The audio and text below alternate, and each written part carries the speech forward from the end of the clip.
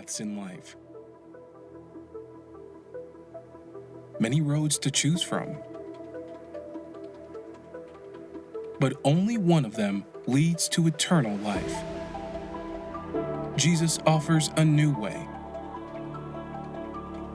and invites us along to welcome others, to live with integrity, to share the good news that He alone is the way, the truth, and the life.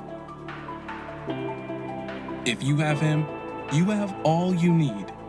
There is no other way.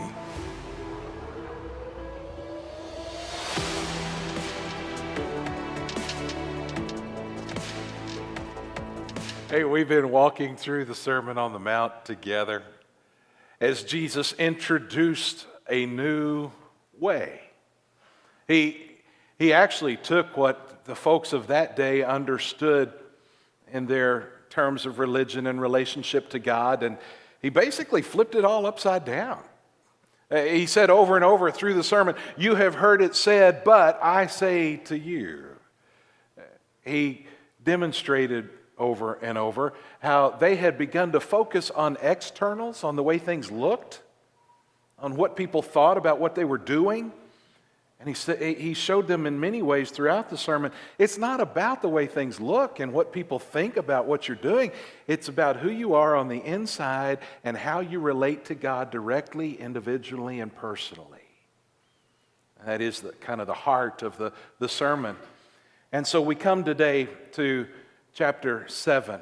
I want to invite your attention to Matthew chapter 7 as we think together about the way beyond judgmentalism. Before we get started, a little bit of trivia. What do you think is the most quoted Bible verse? John 3:16. Good answer, but it's quickly becoming the wrong answer. Many commentators say that John 3:16 is no longer the most quoted verse in our culture. Now the most quoted verse is Matthew 7:1. Judge not, lest ye be judged. We hear that all the time. Judge not, lest ye be judged means I can do anything I want to do and you can't tell me right from wrong.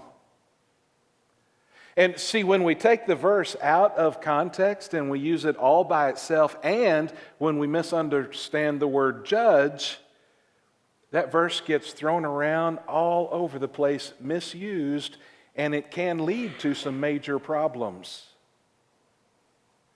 If we live in a society in which we cannot say wrong is wrong, where does that stop? How far does that society go? Don't you eventually reach a point where things get so bad, the culture has to finally say, hey, there is morality, there are ethics, there is something wrong here. And then by then it's too late. So we want to look at what did Jesus really mean when he said, judge not lest you be judged. He could not, obviously, have been saying everybody is always right. He couldn't have been saying now there are no ethics or morals. You do what you do because you are you. It just doesn't fit. So let's look at it. In order to accurately interpret what he meant, I think that it helps for us to first understand and look clearly at what he did not mean. So we kind of have to start there. He's not saying that we should stop calling sin, sin. He's not saying that we should overlook evil. He's not saying that we have to throw out morality so everyone can be themselves.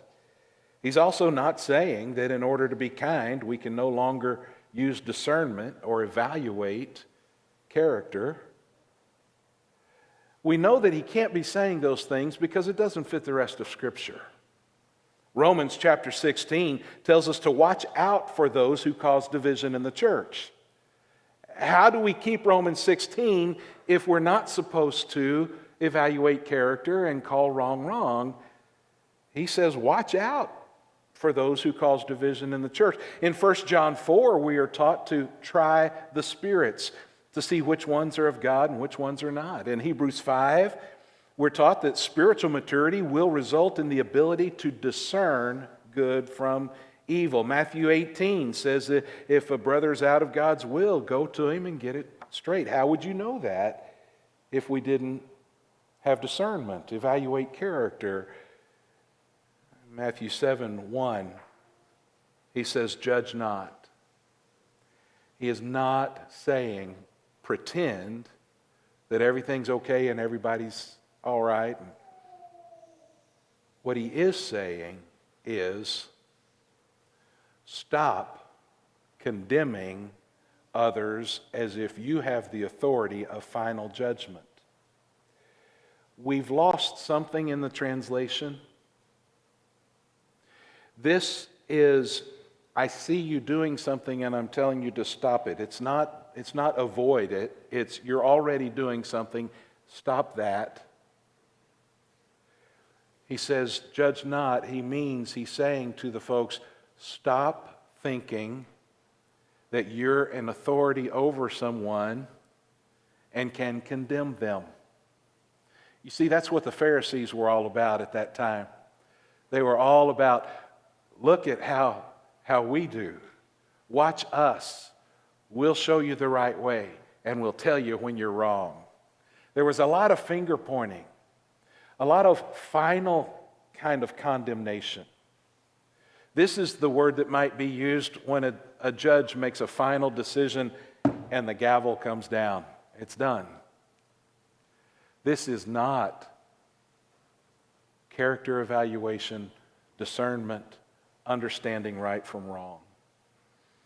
So he says, stop judging with condemnation. Let's look at let's break that down and learn what he means. First, he says, don't play judge. Judge not, or in other words, stop judging, that you be not judged. For with the judgment you pronounce, you will be judged. And with the measure you use, it will be measured to you. If you condemn someone as if you're in authority, then you can assume that you too might experience that condemnation. If you, however, use a judgment that is based on discernment, right from wrong, character, then you should assume that that's the kind of judgment you will receive. Fair, honest, ongoing, evaluative judgment.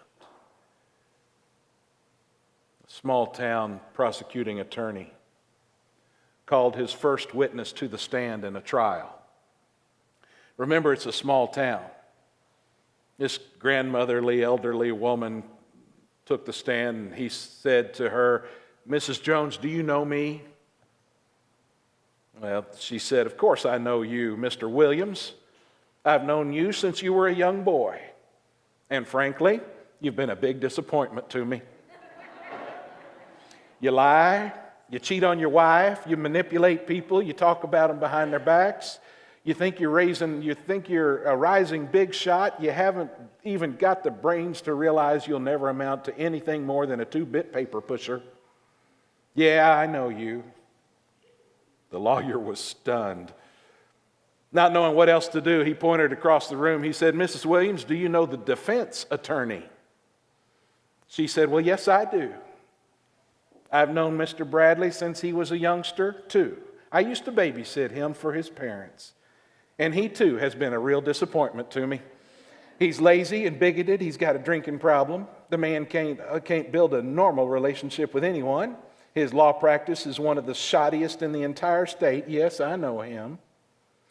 At this point, the judge rapped the courtroom to silence, called both counselors to the bench, and in very quiet voice, he said, if either of you ask her if she knows me, you'll be jailed for contempt.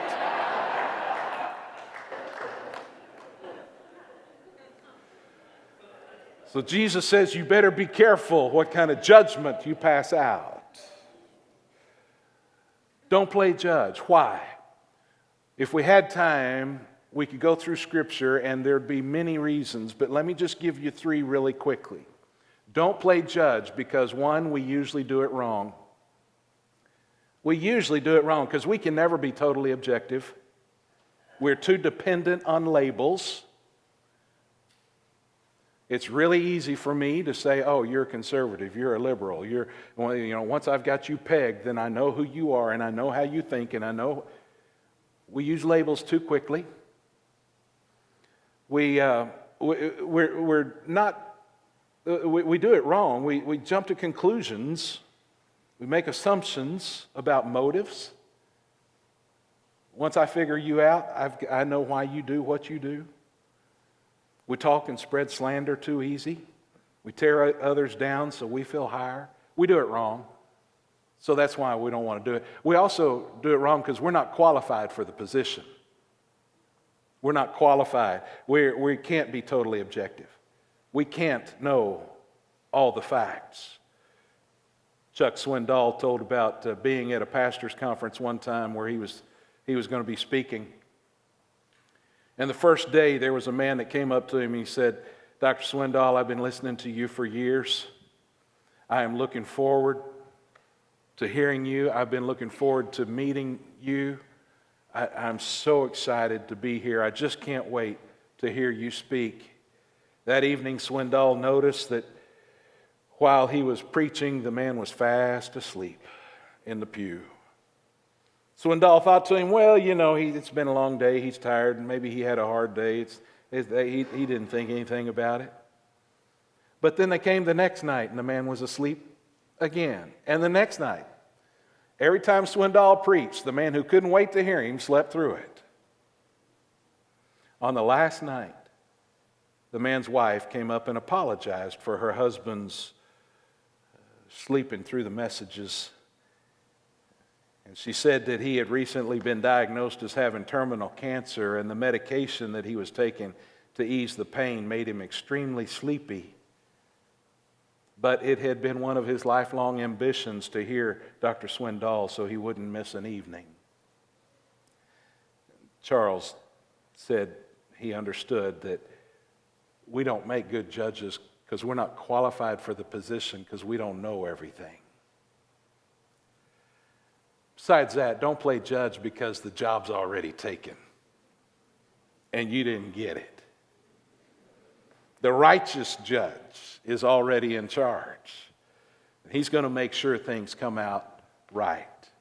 James chapter 5 and verse 9 tells us, do not grumble against each other, brothers, so that you may not be judged. Behold, the judge, capital J, the judge is standing at the door. In other words, you're not a judge. He is the judge. The job is already taken. So he says to us in chapter 7, verses 1 and 2, don't play judge. And then he goes on to say, be willing to examine yourself first. You see, as he continues in verse 3, why do you see the speck that's in your brother's eye, but do not notice the log that is in your own eye? Isn't that amazing? He's using hyperbole, obviously. He's using an exaggeration to make his point. But isn't that crazy? As soon as we see that picture, here's this guy, and he's looking at somebody else to get that little speck, a little speck. Now, this would not be dust. This is a word that means something more like splinter. This is a wood, a little chunk of wood. And here's a guy who's looking close at his neighbor so much that he can see that little speck in the neighbor's eye, and all the time he's got a telephone pole sticking out of his own. How can that be? Isn't that so silly? Well, that's kind of the point Jesus is making. Yes, it's silly. And it's also silly when you and I look past our own faults to look at somebody else's speck in their eye. It is silly. That's kind of the point. And so he says, how about you do this? How about you take care of that telephone pole that's sticking out of your own eye first? And then you can help your brother with that little speck in his. I did think it's interesting that the log and the speck are made out of the same thing. You ever notice how most of the time when we're judging someone else, most of the time it's because we're sensitive to that issue because we already deal with it ourselves. Ruth Knowlton used to tell a story about when she would get up every morning and have her cup of coffee. Her apartment was real close to the next apartment. She could look out of her window and into the window next door. And she would have her breakfast and look through that window, and there would be that lady over there in the other apartment. And Ruth said that over time, she noticed that lady's windows just kept getting dirtier and dirtier. And she'd sip her coffee, and she could barely look through it got to where she could barely see through the window to spy on her neighbor. Well, eventually, one of these days, Ruth was outside and cleaning, and she cleaned her windows and whatever, and she went in and had her cup of coffee, and all of a sudden, that lady's windows next door were clean. She realized it was her own window that had been dirty the whole time. So often I think that's our problem. We're looking through our own mess, trying to look down on somebody else.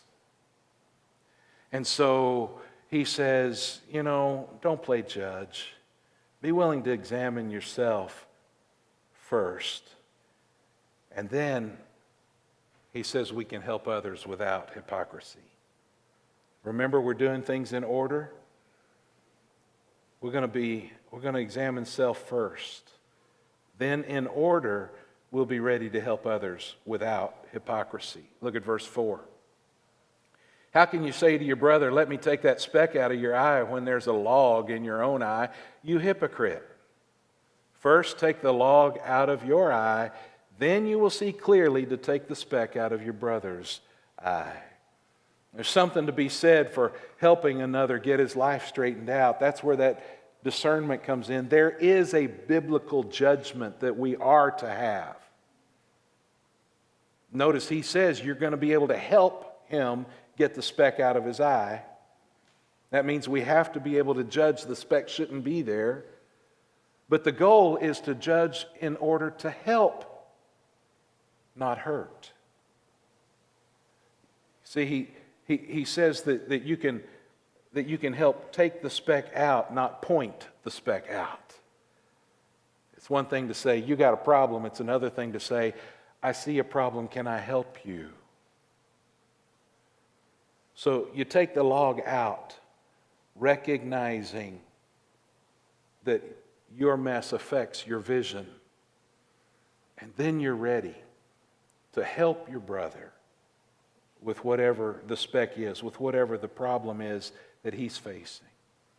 Tony Evans compares the difference between critical judgment and charitable judgment. Critical judgment says, you're a rotten, no good, sorry, because you got a speck. Charitable judgment says, I see you have a speck. I used to have a log. Can I help you? There's a farmer that got mad at some kids because they kept getting in his watermelon patch. So to teach them a lesson, he posted a sign. The new sign said, one of these watermelons has been poisoned. Next day he went outside and he saw that they had placed a sign as well. The new sign said, now 2 of these watermelons have been poisoned. What goes around comes around. Jesus says, for with the judgment you pronounce, you will be judged.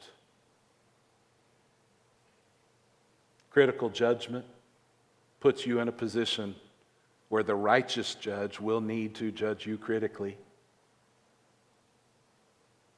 Charitable judgment puts you in a position where the righteous judge can judge you charitably. Which takes us to the fourth thing that we learn, and that is don't neglect discernment. He says in verse 6, do not give dogs what is holy. Do not throw your pearls to the pigs. lest they trample them underfoot and turn to attack you. Don't put too much into that. Don't try to twist and figure out that dogs mean Gentiles and do this. He's simply saying it would be stupid to give your beautifully grilled ribeye steak to the dog. The dog doesn't appreciate it, he just knows it's food. It would be stupid for you to take your beautiful pearl necklace and give it to the pig to play with. The pig doesn't understand the value of pearls. He's simply saying, use discernment. Use discernment. And that is one of the keys. That is the primary key for us to avoid hypocritical judgment and yet be able and willing to practice charitable judgment, where I'm going to trust those who deserve my trust. I'm going to help those who need my help. And I'm going to be wise enough to tell who to trust and who to help. It's the way beyond judgmentalism. Once again, Jesus takes us beyond the externals, what things look like, to the heart of who we are and how we relate to one another and to God.